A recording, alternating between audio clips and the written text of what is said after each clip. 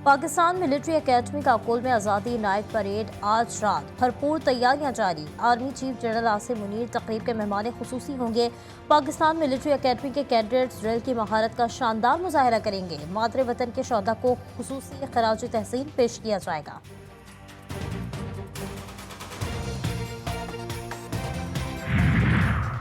मरियम नवाज का दौरा मियां चन्नू। वजीर आला पंजाब आज कौमी हीरो अरशद नदीम के घर पहुंचेंगी। ओलंपिक चैंपियन अरशद नदीम को इनामी चेक पेश करेंगी।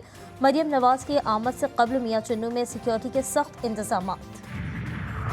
अजहर मशवानी के भाइयों की अदम बाजियाबी। इस्लामाबाद हाई कोर्ट का तौहीन अदालत की कार्रवाई शुरू करने का फैसला। सेक्रेटरी दिफा, सेक्रेटरी दाखिला, IG इस्लामाबाद और DG FIA 15 अगस्त को जाती हैसियत में तलब। केस की समाअत 15 अगस्त तक मुलतवी।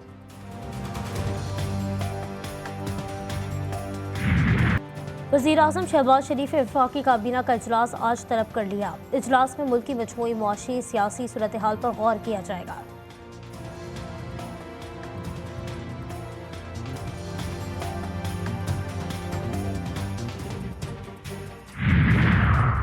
महंगाई से परेशान अवाम के लिए अच्छी खबर। पेट्रोलियम मसनूआत की कीमतों में 12 रुपये फी लीटर तक कमी का इम्कान।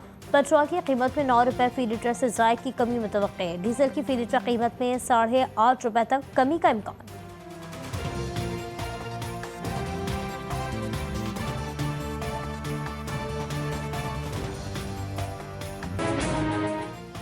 कराची में रात गए बादल बरस पड़े। कहीं बूंदाबांदी तो कहीं हल्की बारिश। मौसम खुशगवार हो गया। कल से 18 अगस्त तक मुल्क भर में मूसलाधार बारिश की पेशगोई। बहरा अरब और खलीज बंगाल से मानसून हवाएं शिद्दत के साथ मुल्क के बलाई और वस्ती इलाकों में दाखिल होंगी, जबकि मगरिबी हवाएं भी मुल्क के बलाई इलाकों में दाखिल होंगी। इस्लामाबाद, रावलपिंडी समेत पंजाब के मुख्तलिफ इलाकों में तेज हवाओं के साथ बारिश मुतवक्के। सिंध में 15 अगस्त से मिट्टी, सांगड़, मटियारी, उमरकोट, लाड़काना, जैकबाबाद और दादू में बादल जमकर बरसेंगे। साहिली इलाकों में मतला अबर आलूद रहने और हल्की बारिश की तवक्को।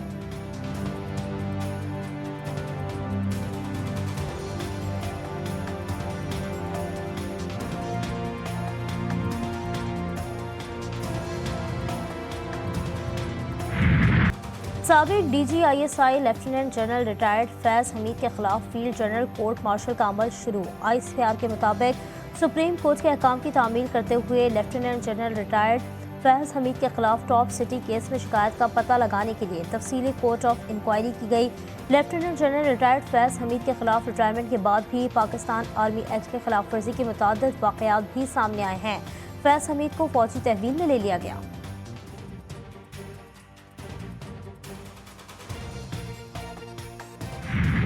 फौज में खुद एहतसाबी एक सख्त कड़ा मगर शफाफ अमल है, एक खुदकार अमल जो हर वक्त जारी रहता है। इस फौज में हर वक्त ये खुदकार जो निज़ाम है खुद एहतसाबी का, ये सब भी चल रहा है और चलता रहता है। फौज में खुद एहतसाबी एक कड़ा, सख्त, शफाफ और खुदकार अमल है जो हर वक्त जारी रहता है। 7 मई को होने वाली न्यूज़ कॉन्फ्रेंस में DG ISPR का कहना था कि जितना बड़ा ओहदा उतनी बड़ी जिम्मेदारी। हमें अपने अकाउंटेबिलिटी सिस्टम पर फख्र है।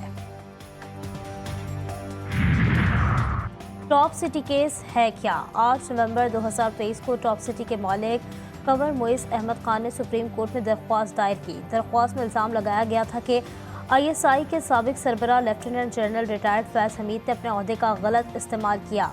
12 मई 2017 को दहशतगर्दी के एक मुबैना केस के सिलसिले में टॉप सिटी के दफ्तर और मोइस खान की रिहाइशगाह पर छापा मारकर सोने, हीरो के जेवरात और रकम समेत कीमती सामान लूट लिया गया। फैज़ हमीद ने मुद्दई से मुलाकात की और कहा कि छापे के दौरान छीना गया 400 तोला सोना और नकदी के सिवा कुछ चीज़ें वापस कर देंगे।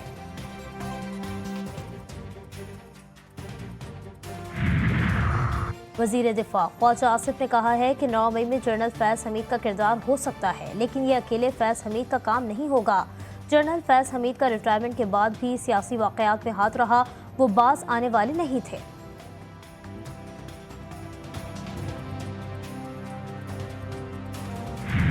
गवर्नमेंट के किसी इरादे और किसी मंसूबे के तहत गिरफ्तारी हुई लगती है। ये पिक एंड चूज से तो इंसाफ नहीं होता, ना ही कोई इबरत हासिल करता है। अहम पेशरफ्त हुई है क्योंकि किसी साबिक DG ISI का एक तरह से हिरासत पे लिया जाना और उसके खिलाफ कोर्ट मार्शल का ऐलान होना अब ये बहुत वसी दायरा कार है। हुकूमत के किसी इदारे या किसी मंसूबे के तहत ये गिरफ्तारी लगती है। सीनियर कानूनदान और पीपल्स पार्टी रहनुमा एहतसास अहसन का कहना है कि ये सनसनीखेज बात नहीं है, मामला कुछ अरसे बाद सामने आएगा। नून लीग रहनुमा इरफान सिद्दीकी कहते हैं कि अब देखना यह है कि रिटायर होने के बाद फैज हमीद ने किन किन चीज़ों में दखल अंदाजी की है।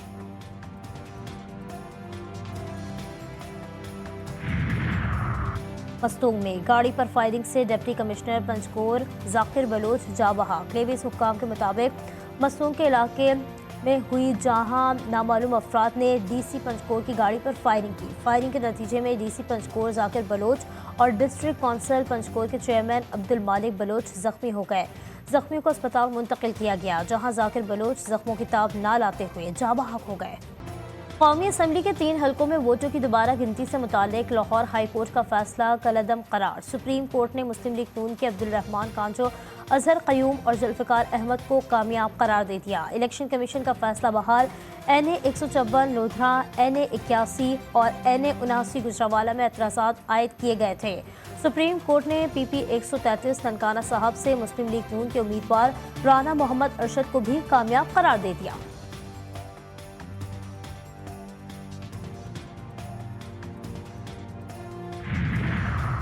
लाहौर हाई कोर्ट के फैसले में आईनी शकल नहीं कि मुदाखलत की जाए। दोबारा गिनती की दरख्वास्त मुस्तरद करने का इख्तियार खत्म करने से इंतखाबी अमल मुतनाज़ा होगा।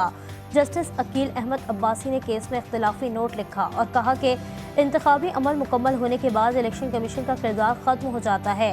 आइन के मुताबिक इंतखाबी तनाज़ात पर इलेक्शन ट्रिब्यूनल से ही रुजू किया जा सकता है। इलेक्शन कमीशन का इंतखाबी तनाज़ात पर दिया गया हुक्म इसके दायरे इख्तियार से तजावुज़ है। हुकूमत आइन में तब्दीली करना चाहती है ताकि काजी फायज ईसा को दोबारा चीफ जस्टिस बना सके।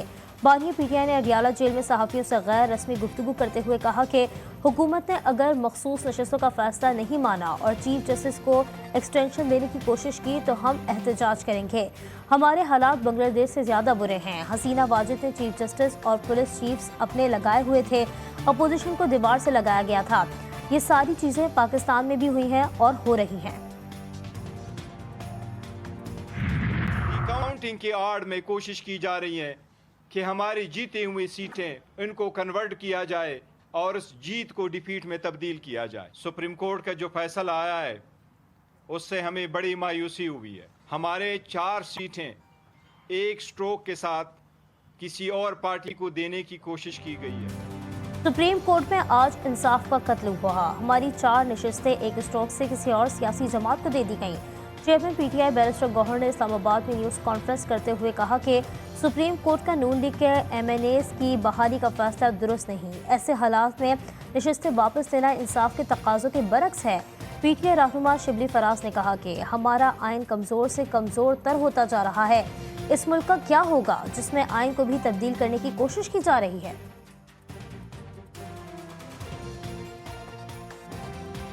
ये 17 सीटों वाले लोग हैं, ये किसी सूरत में नहीं चाहते कि पाकिस्तान तहरीक इंसाफ को जो मैंडेट अवाम ने दिया है पाकिस्तान तहरीक इंसाफ को।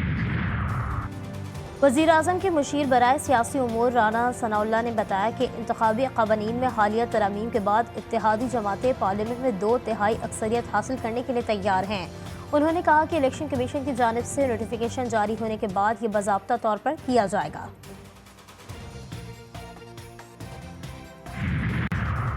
वज़ीर आज़म शहबाज शरीफ ने वफाकी काबीना का इजलास आज तलब कर लिया। इजलास में मुल्क की मजमूई मुआशी सियासी सूरत हाल पर गौर किया जाएगा।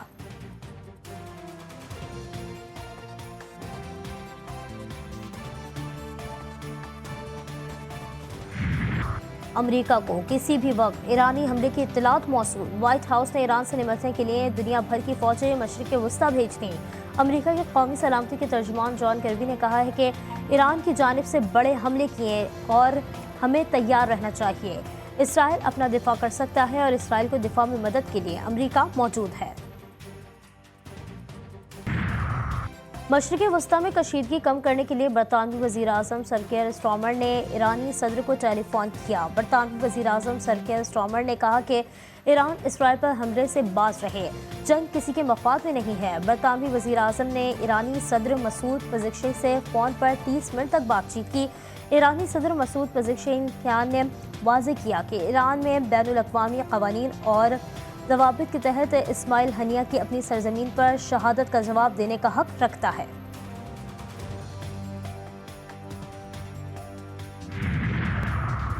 Bangladesh cricket team 2 test matches की सीरीज खेलने के लिए लाहौर पहुंच गई। अल्लामा इकबाल एयरपोर्ट से बांग्लादेश टीम को सख्त सिक्योरिटी में निजी होटल पहुंचाया गया।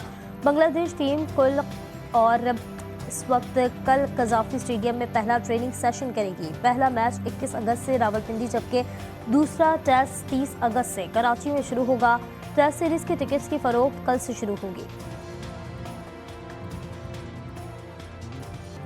यौम आज़ादी की तैयारियां आखिरी मराहिल में दाखिल। शहर के मुख्तलिफ मुकामात पर लगे स्टॉल्स पर शहरी शॉपिंग में मसरूफ है। कोई बैच खरीद रहा है तो कोई मलबूसात।